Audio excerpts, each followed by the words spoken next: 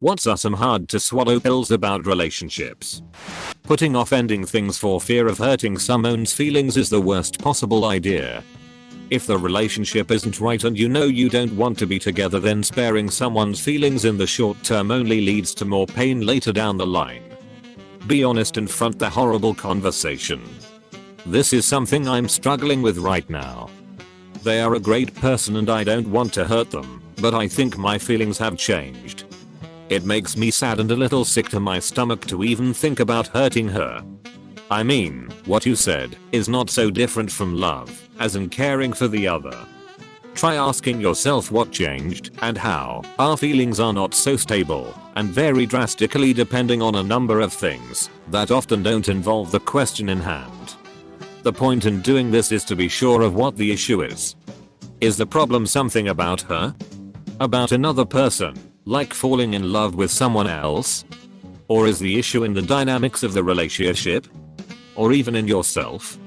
Then, you can either explain everything to her or break up. Maybe you both can overcome this together. Maybe it's better to go separate ways. However, doing things that will hurt both of you based only on a perception of your abstract feelings will only cause you to regret rushing an important decision, even if it ends up being the right one. By the way guys, if you are enjoying this video so far, don't forget to like this video and subscribe to the channel. It will help us out quite a bit, and if you don't enjoy the videos in the future anymore, you can always unsubscribe. Let's get back to the video. Losing your identity within a relationship is easy to do. Finding it again isn't. Remember to keep your friends and hobbies. After my last relationship ended, I felt guilty for not hurting. I was kind of happy, back in my garage, working on cars with my friends, took a few road trips, my phone was quiet. Was cool. You were up. I didn't even realize it, but I used to paint a lot. During my 7-year relationship, I didn't create a single thing, and in the 6 months since it ended I've completed 10 pieces. I used to draw/make all sorts of art. Ever since my most recent relationship I've basically completely lost my ability to draw anything. I try from time to time, but I end up getting so upset and frustrated that I'll let myself lose the ability that I just quit. Hey, I lost the ability to draw over a very, very bad 5-year relationship, but over several stubborn months of slogging along making up, well, art that was not up to my old standards by a very long shot, I've managed to regain my old ability and even improve. You haven't forgotten how you don't need to relearn from scratch, it's just going to take a while to remember how again. Your skills have just gotten a bit rusty, not vanished. Eventually love is not being crazy in love all the time. People not realizing this is a huge cause for divorce, I believe. After the first year or two, things settle down and become normal. That's okay. A deeper love will form, but it's not going to be the crazy passionate puppy dog love it was at first. Things evolve and change. I want to add, that's not to say that you can't have moments of puppy dog love later. You just have to actively create them. Buy a set of candles and toss some rose petals on a table for dinner with their favorite song. Draw them something cute. Sing them a stupid little song about how you're feeling. Hold hands when you walk into the grocery store. Set up a picnic at a park. Share some wine and watch a good movie. Moments don't have to naturally happen to be wonderful. Sometimes you can just make your own moment to remember forever. At a certain point, you have to accept some particular negative parts of your partner's personality or move on. My husband is almost 50. We've been married for over 20 years. While he will continue to experience personal growth, there are parts of his personality that are likely to not ever change. The same is true for myself, of course. You either accept it without grudge, or if it's something you can't be flexible with, you move on. People who think they can fix things about their partner are doomed to be in a constant state of disappointment. Unrelated, but it made me think arguments. It is bad taste to bring up resolved arguments and keep holding it over your partner's head, especially if you've forgiven them. If you're bringing it up, then you aren't over it and haven't forgiven them. My wife and I struggled with this. Particularly myself. Not that I wanted to hold things over her, but there was a certain pattern I was trying to bring out that was causing me friction. It was ineffective. What worked was validating the current feeling and being objective and not accusatory when I express mine. It has taken some time and we are not perfect, but we have not argued like we had before in at least 2 years. Not everyone will value your relationship like you do. It's very important to make sure you both have the same expectations and values. Otherwise, like two unequally yoked animals, you will continue to walk in circles over the same ground.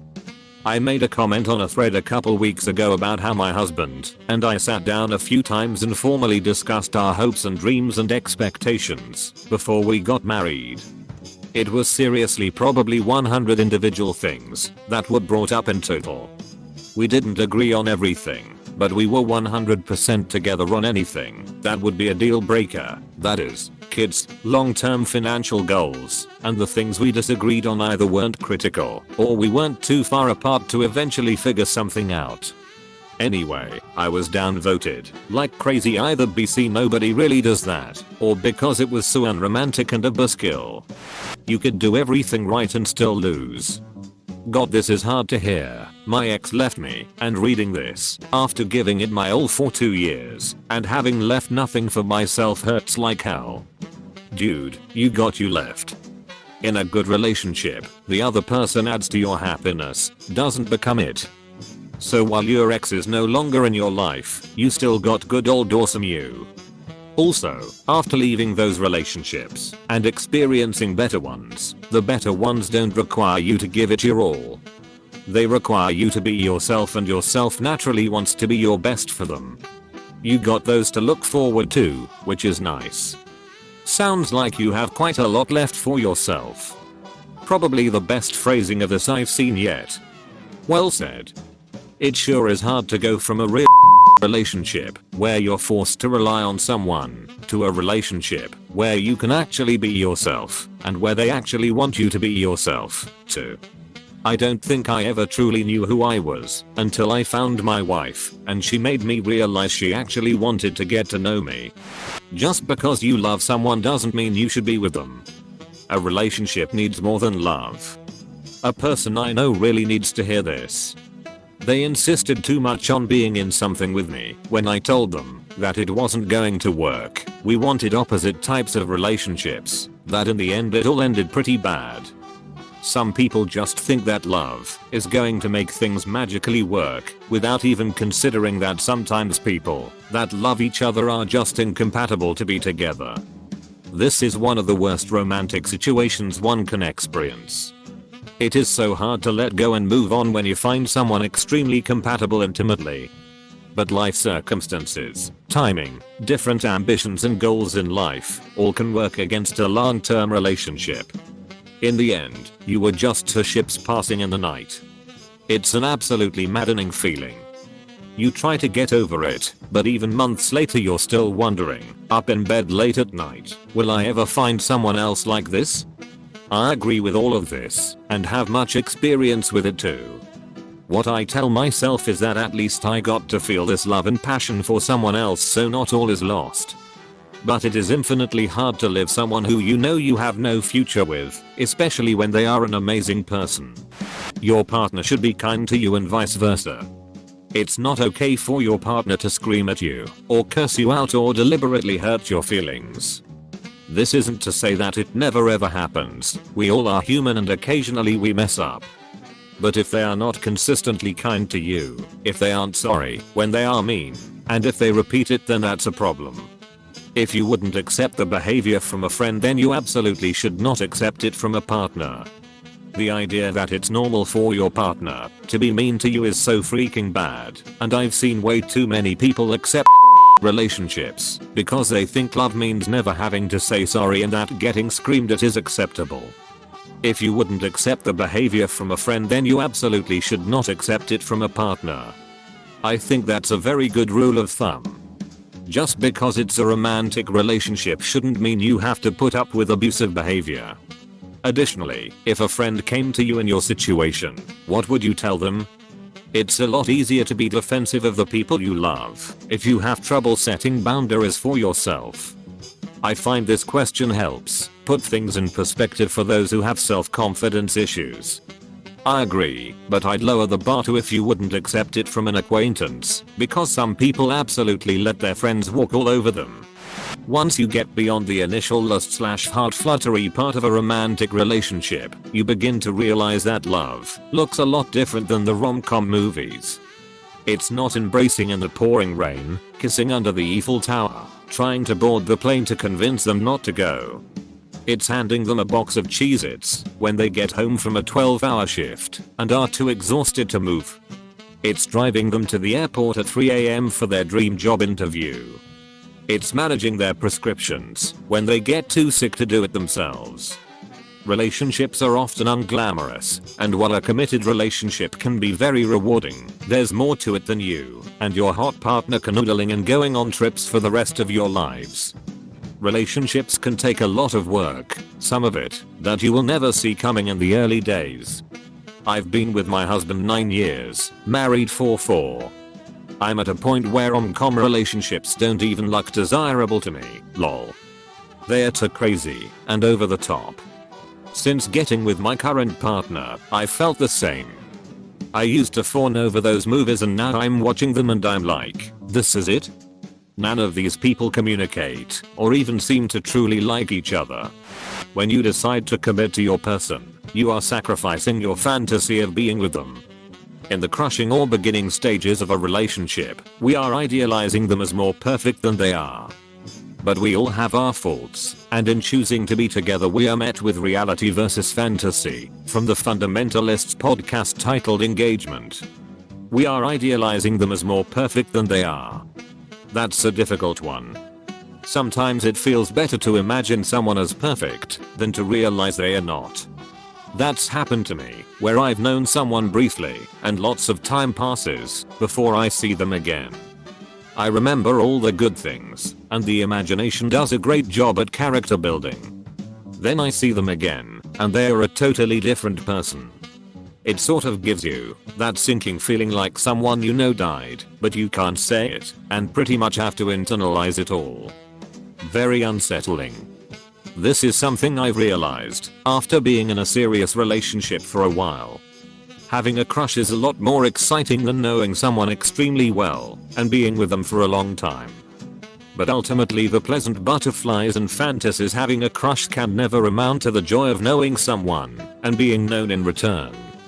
The idea of a relationship is fun to think about. The beginning of a relationship feels great because it's like a dream come true. But actual acceptance and love can't be found there. So the real thing is much better.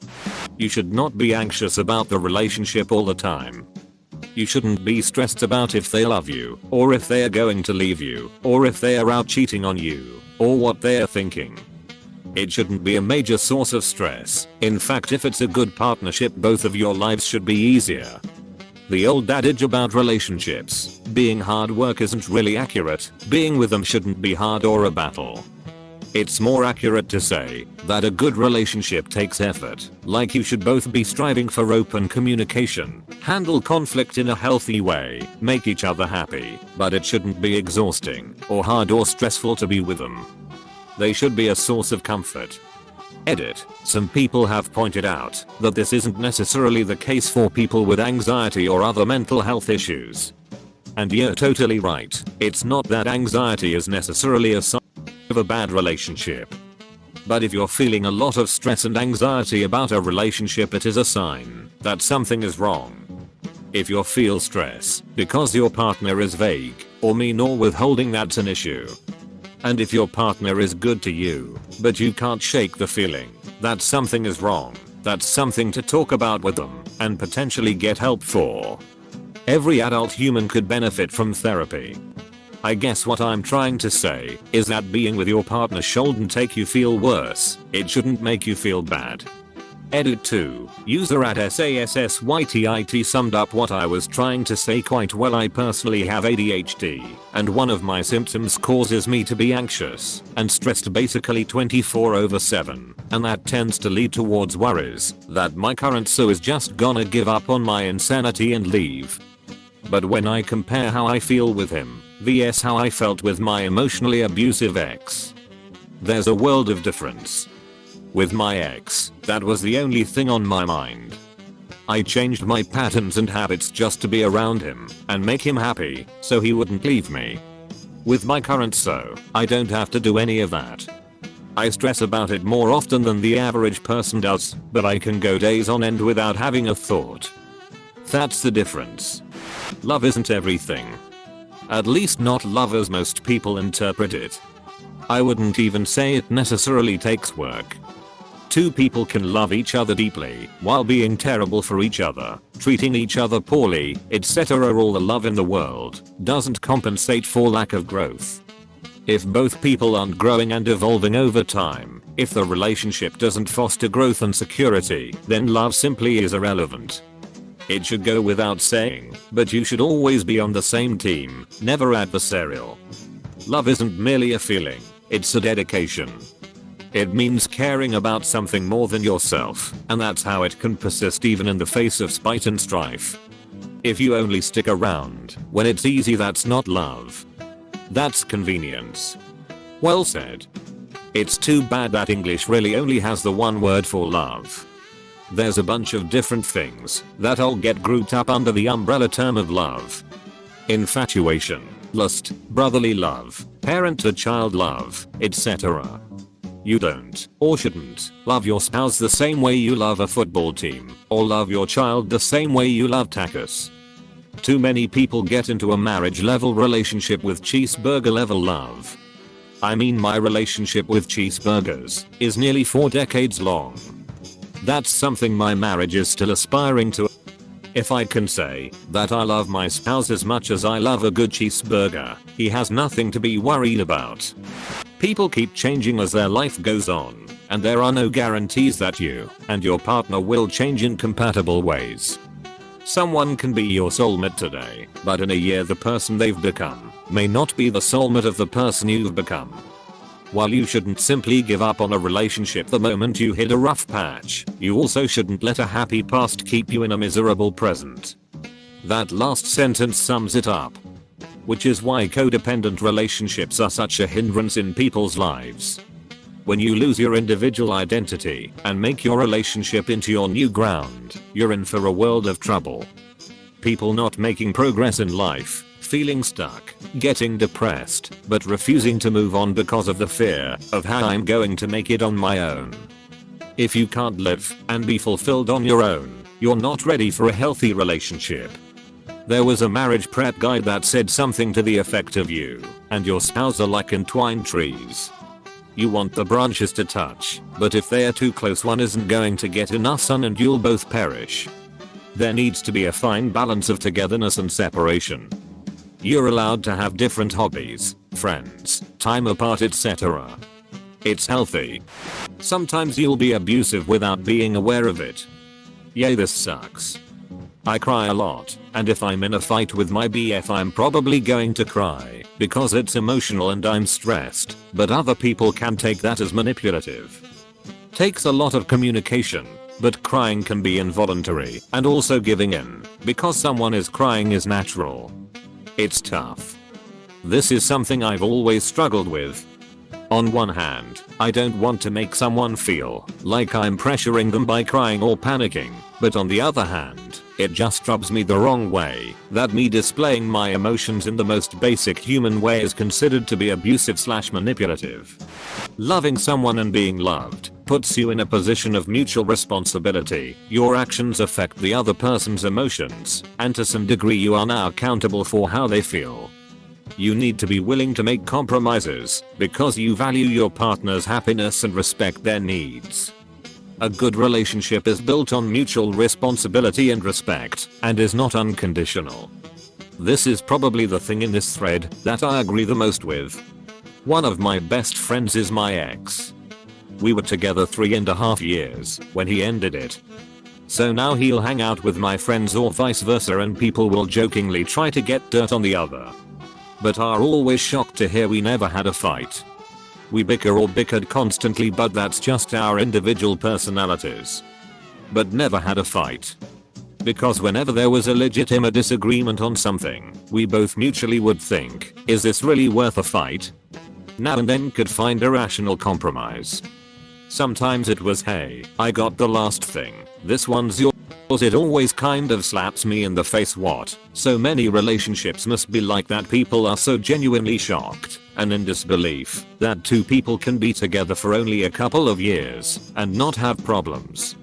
I remember crying myself to sleep as a little kid while my parents screamed and yelled and hit each other and put holes in wall. The notion that I'm going to spend my adulthood doing that with the person I'm supposed to spend my life with and love. And that means having mutual respect and understanding and the ability to communicate and compromise like rational adults. It's much easier, and in many solid ways much better, if you come into the relationship similar in many ways. That doesn't have to mean culture or race or nationality, although many aspects of personalities are tied to these things. What I mean is love language, idea of cleanliness, general political philosophy, how to resolve an argument, big things. I had a long relationship with someone who was a really good person, but he was just not affectionate. He did his best to do what I needed, and I did my best to accept that he showed he liked me in other ways. Realistically, I spent years feeling clingy and ugly, and he felt years feeling annoyed and more reluctant to show love. When I met and started dating my current boyfriend, 3.5 years, he was affectionate, so was I. He needed alone time sometimes, so he understood when I did too. He'd been clinically depressed and got it in a way nobody else ever has, at least nobody I've lived with. He was weird too. He was open to dark and light stuff in the same conversation too, relevant to my job. If I love someone I will work with them, and there's absolutely a trope that relationships take work. I can't argue with that. But I can't express how easy and joyful it has been to find someone with whom I never have to have a please don't yell at me / sorry I'm messy / let's work on resolving this another way conversation in the first place. We've had our share of arguments, enough to know that I can communicate with him, but all of the little differences that can get between us just don't exist. So we start from a simple, good place. It's simple and good along the way, and by the time we hit a bump, no little resentments have built up. That turned into a novel, but I just wanted to say, it's okay to acknowledge that working harder for a relationship doesn't make it better. I sometimes feel badly saying this to friends, because on the surface it sounds like we are not willing to work for each other at all, but actually what it means is that we lucked into a smooth and not a bumpy road. If you can find someone you love and who is similar to you in large and small ways, I encourage you to do so. A lot of it is boring. The magical moments and massive I love you so much posts on social media are like 2% of the time. A majority of a relationship is just everyday living. Your idea of a perfect relationship is the small sliver of it that TV, movies, and social media have led you to believe. You gotta look forward to sitting on the couch in sweatpants after eating so much stir fry you're both farting non-stop. I remember when I first moved in with a woman and was like, so now what do we do? This was after morning breakfast and just sitting on the couch. She had been in a long-term relationship at some point and had a laugh about that. This is the end of the video. Thank you guys for staying with me till the end. If you enjoyed watching this, you might as well watch these too.